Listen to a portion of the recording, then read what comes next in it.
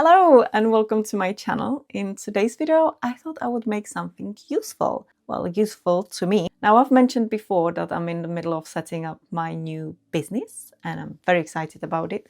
And I've been watching lots of business vlogs and things like that because I want to start vlogging as well, not on this channel, but anyways, and lots of people have these beautiful Moonbeam thermal printers for printing labels. And all the people I saw, they had like a stand for the thermal printer and the labels were underneath and the printer was on the top.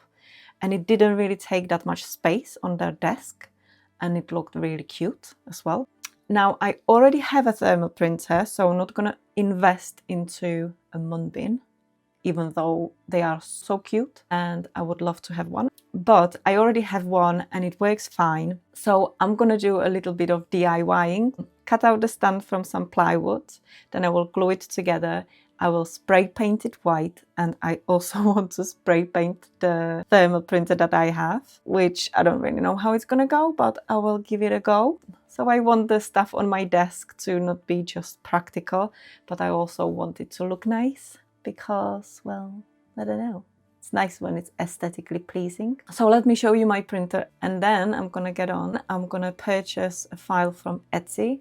Then I'm gonna cut it out from some plywood on my xTool P2. I'm gonna glue it together and then I'm gonna spray paint it. That's the plan, fingers crossed. Okay, so this is what I mean. This is the printer I've been using and it's working fine. I got it from Amazon like 3 years ago and I already ripped that off so that I can spray paint the printer. This is what it looks like, just a thermal printer. And then I've got these labels and this is my label holder and they lay flat on there. And just yeah, this is how it sits on my desk.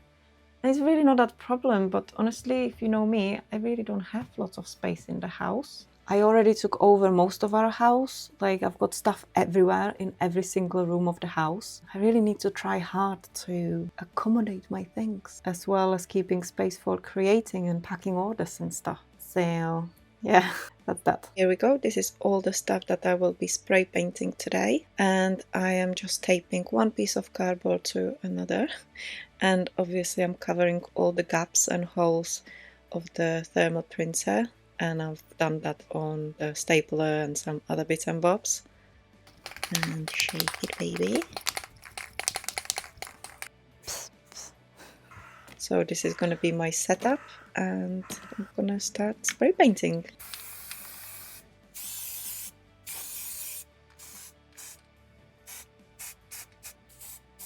And I think I applied like 3 coats to the thermal printer.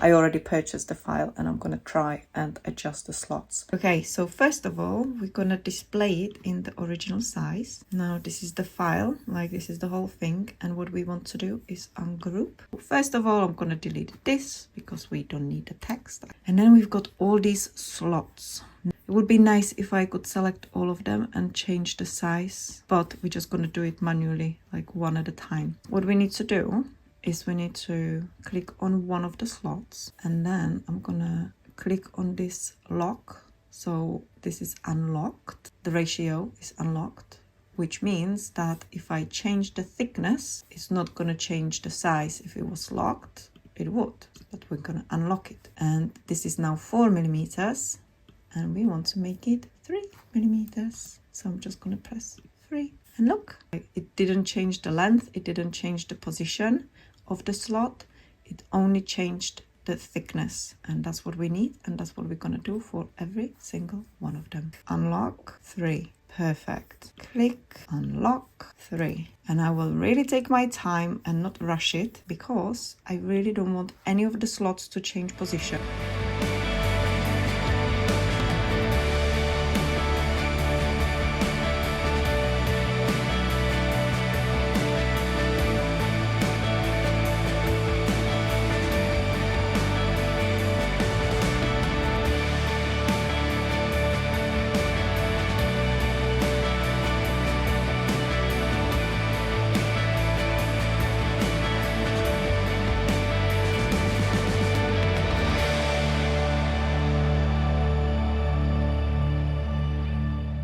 And this is all the bits that I now need to assemble. So this is just a trial. I then applied glue and assembled everything again, and then I applied even more glue on the outside. And there was a few bits and bobs sticking out, so I just filed it down to make it nice and smooth, because this is where the thermal printer is going to sit. And then I painted it, and if I'm being honest, I should have painted the wood before I cut it. Just like paint it from both sides and cover it in masking tape and then cut it, and it would have taken a lot less time, because painting all the little gaps and making sure that it actually looks good, it was taking me ages.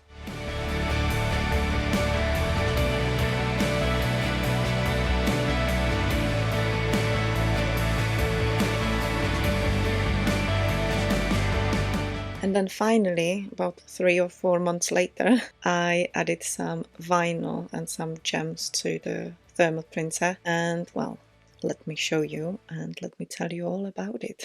I basically went overboard.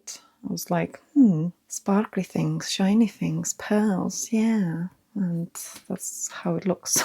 And I'm gonna leave it for now. It's girly, it's pretty and sparkly, white gold.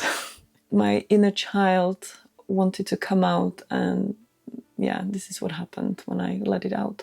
So that's that. That's the finished product. I bet you didn't expect that. So I really hope you enjoyed my spray painting video and transforming my thermal printer and other things from this to this. And like I said, it's not exactly what I had in mind.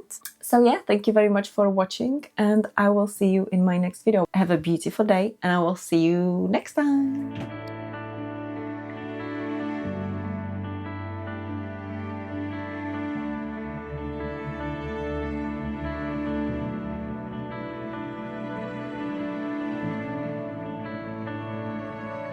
Hello, good morning.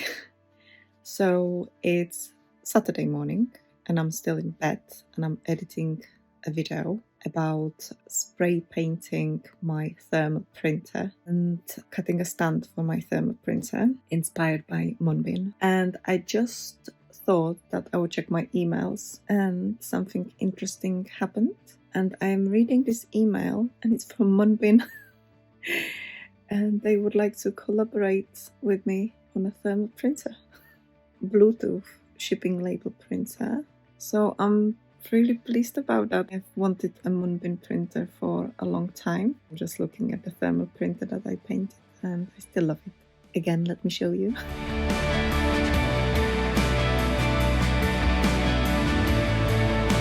You have probably already seen this. Oh my god, it's so beautiful. I love it so much.